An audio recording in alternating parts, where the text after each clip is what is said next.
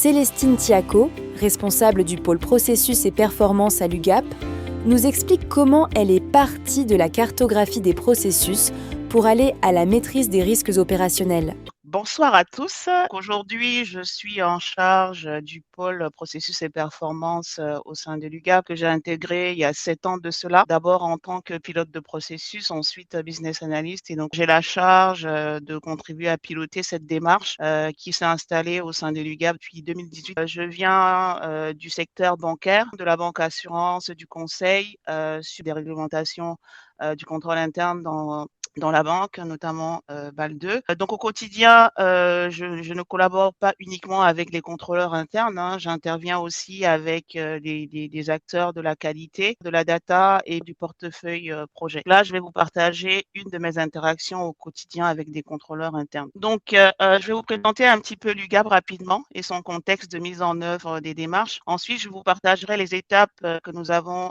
suivies pour mettre en œuvre ces deux démarches. Quels ont été nos écueils et nos succès, et puis les gains et opportunités. L'UGAP, en fait, c'est une centrale d'achat public de l'État français. C'est un établissement public à caractère industriel et commercial, et nous sommes sous tutelle du ministère en charge du budget et de l'éducation nationale. Nous sommes soumis au code de la commande publique. On a pour principaux clients des collectivités publiques. On est chargé notamment des procédures d'appel d'offres pour mettre en concurrence des fournisseurs pour nos clients. Le siège est basé en région parisienne, à Champs-sur-Marne, et nous sommes à peu près 1800 salariés. Aux origines de la démarche UGAP, c'était une recommandation de la Cour des comptes sur la mise en œuvre des démarches processus et des démarches de contrôle interne. De ce fait, c'est devenu un objectif prioritaire de gouvernance de l'établissement. On est soumis à un contrat d'objectifs et de performance de l'État. Ça a été intégré aussi contre objectifs et de performance. Le cadre réglementaire, donc le code des marchés publics, le RGPD, les dispositifs SAPin 2 et RSE. Donc, suite à cette recommandation, il a été créé une direction de la transformation et des processus et une direction d'audit. À l'origine, on avait choisi un outil cross démarche, pouvoir être utilisé et capitalisé sur les deux démarches dans le même outil. 3 ans plus tard, on a lancé du coup cette démarche de capitalisation. Il y a 1 an de cela, la direction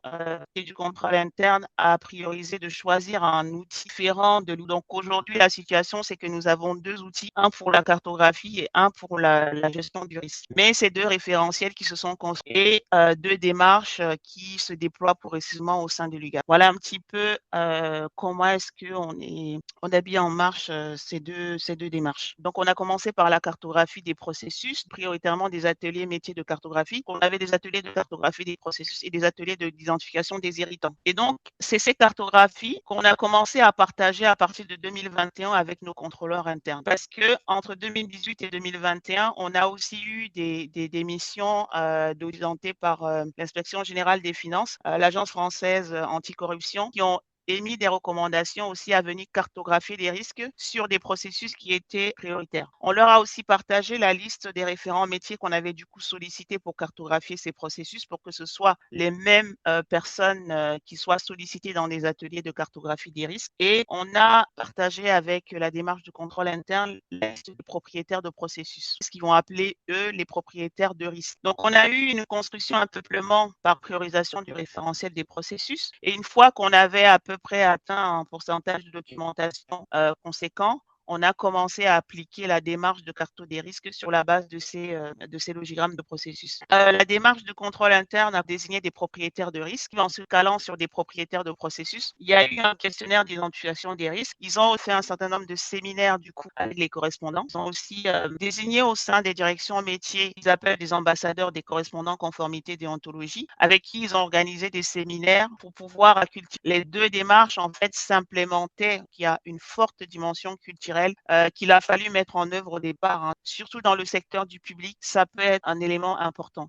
Ils ont validé, eux, de leur pareil, un référentiel des risques majeurs par la direction générale et ils ont fait prioriser des processus métiers qui venaient en plus des recommandations AFA et IGF sur lesquels ils allaient dérouler la cartographie des risques. Donc, les pilotes de processus ont contribué aux ateliers d'identification des risques sur les logigrammes de processus. Alors, comment est-ce qu'un pilote de processus intervient là? Le pilote de processus accompagne la lecture des cartographies carto. Les contrôleurs internes à l'époque n'étaient pas habitués à lire des logigrammes de processus et donc les pilotes de processus interviennent en atelier de carto des risques déjà avec les métiers et les contrôleurs pour aider à lire un logigramme et ensuite partager les irritants identifiés sur les processus pour permettre aux métiers et aux contrôleurs internes de détecter des risques. Donc, il y a eu une phase d'évaluation des risques. Les contrôleurs internes ont conçu une grille d'analyse des risques qui a été validée par la direction générale et par les propriétaires de risques. L'étape d'après, c'est la priorisation des risques cadrée par la charte du contrôle interne. Donc, les contrôleurs internes ne font qu'appliquer cette charte qui a été validée en collaboration avec la direction générale et les propriétaires de risques participent aussi à la priorisation des risques. Une fois que les risques sont priorisés, on va passer au traitement des risques. L'option qui a été choisie par l'UGAP, c'est de mettre en place des contrôles ou mécanismes de prévention et ensuite de désigner des référents métiers. Ils ont ensuite implémenté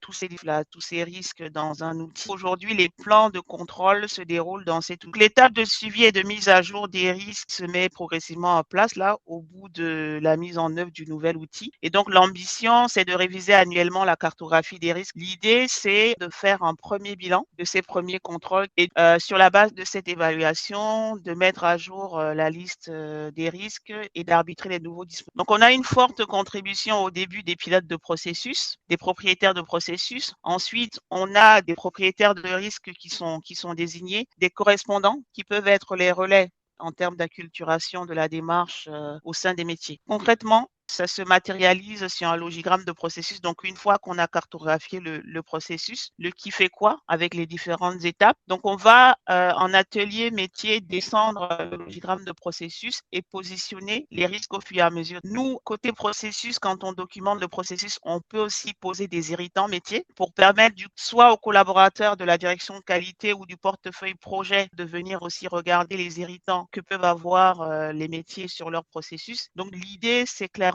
dans l'outil de venir raccrocher des risques à des activités et ensuite derrière de pouvoir raccrocher aussi des risques soit du SI, soit affecter le risque à des directions métiers. Donc cette étape-là, on travaille de commun accord avec les contrôleurs internes. Donc ensuite, ils basculent dans l'outil qui leur permet de piloter, évaluer les risques et d'exécuter les contrôles. Donc voilà concrètement comment est-ce qu'on matérialise les risques sur les activités du processus. Et on peut à partir de ça générer aussi des rapports, business analyst derrière. Je vais passer aux écueils plutôt et au succès. Donc, je me fais aussi le porte-parole de nos contrôleurs. Sur l'étape d'identification des risques, ils ont eu de la difficulté à valider les propriétaires de risques. Et c'est une problématique qu'on peut aussi avoir sur les démarches processus. L'évaluation des risques, ça a été compliqué pour eux parce que à cause du niveau de culture interne des métiers avec la notion de risque. Ça a été plus facile sur des profils comptables qui sont plus habitués à la notion de risque financier et qu'ils ont dû côté contrôle interne, mettre en place des systèmes de correspondance pour, par exemple, que le métier puisse évaluer grosso modo l'impact financier ou l'impact risque sur la stratégie ou sur les finances en entreprise. Au niveau du traitement des risques, en phase d'identification des plans d'action, ça a été plus rapide. Par contre, au niveau de la validation des plans d'action par les propriétaires de risques, ça a été plus modéré. Et pareil sur la mise en œuvre des plans d'action. Une des difficultés qu'on peut avoir, c'est la validation des RACI sur les risques transverses. Et quand je désigne mes propriétaires de processus et que le propriétaire va me dire le macro processus est transverse, j'ai plusieurs directions métiers qui sont impactées et donc je refuse d'endosser la responsabilité. Okay. Donc les contrôleurs internes ont eu le même souci quand on a des risques qui sont transverses. Au niveau du suivi et de la mise à jour des risques, expérimentation et prometteuse. Donc c'est très prochainement, ils vont faire un premier REX sur l'implémentation de l'outil. Et sur le choix de l'outillage, ils ont fait le choix stratégique de choisir un nouvel outil peut-être pour eux plus adapté à la gestion du risque. Mais c'est pas un outil de cartographie qu'ils ont. Ils ont un outil qui ne gère que les risques. Mais aujourd'hui, on a deux différents. Okay. On a trouvé des moyens de collaborer. On est resté sur une affectation des risques au niveau des actigrammes. Très prochainement, on documentera ces risques majeurs sur les CNI des processus. On a une partie réservée aux risques majeurs associés au processus. En termes de succès, la culturation aux deux démarches est plutôt prometteur. Par contre, les collaborateurs ont encore du mal à faire le lien entre les deux démarches. En termes de REX sur le nouvel outil, les contrôleurs, le taux intuitif, facile, eux, ils ont de très bons retours des utilisateurs. Pour finir, j'ai envie de partager l'état d'esprit dans lequel on travaille aujourd'hui, au bout de 6-7 ans de mise en œuvre de ces démarches. On s'alimente mutuellement. C'est-à-dire qu'au début, la démarche a alimenté la carte des risques, mais au fur et à mesure, on prend en compte les prérogatives du contrôle interne dans nos feuilles de route. Et par ailleurs, on commence aussi à prendre en compte les recommandations issues des missions d'audit en lien avec la sécurisation des processus métiers. Pareil, le contrôle interne est pour nous un levier d'amélioration continue. Au bout d'un an de mise en œuvre du pilote, ils vont pouvoir nous partager le bilan du contrôle interne, les plans d'action qu'ils ont retenus. Et sur ces plans d'action, on peut avoir des plans d'action SI ou des plans d'action organisationnels qui vont du coup impacter les processus. Et en cible, on compte aussi faire contribuer les contrôleurs internes à nos revues de performance. On ambitionne de mettre en place, par exemple, des revues de performance mutualisées, mais on imagine très bien en cible pouvoir s'associer sur les revues de performance. Et pourquoi pas utiliser des outils comme le BPNM pour identifier des zones sensibles des processus qui pourraient alimenter la carte des risques du contrôle interne. Un contexte établissement public, culture d'entreprise à implémenter, des correspondants aussi à faire monter en compétences sur la contrôle interne, sur la culture de la démarche processus. On y arrive progressivement. On a des outils différents, mais on arrive à communiquer, à trouver des terrains d'entente. On part par exemple ou des modèles de logigramme de processus ou des modèles de macro-processus et on arrive quand même à avoir des instances où on se partage mutuellement des plans d'action et on s'alimente de nos livrables, toujours dans une démarche collaborative d'amélioration continue et de sécurisation des processus métiers. Voilà ce que je pouvais partager avec